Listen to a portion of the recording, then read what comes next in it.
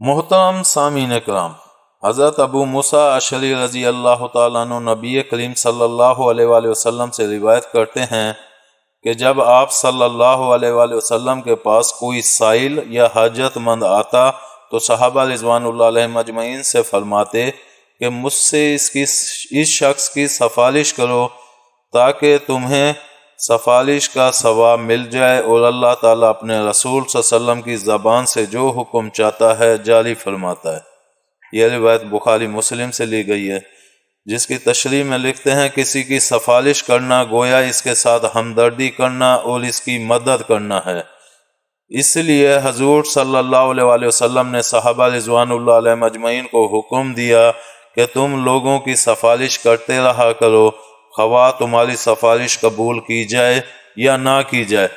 کیونکہ کسی کا کام ہونا یا نہ ہونا تقدیر الہی اور حکم خداوندی کے مطابق ہے، لہذا تم اس عمل کو ملحوظ رکھتے ہوئے کہ شاید میری سفارش قبول نہ ہو، سفارش کرنے سے اجتناب نہ کرو اور اس کا ثواب ہاتھ سے نہ جانے دو۔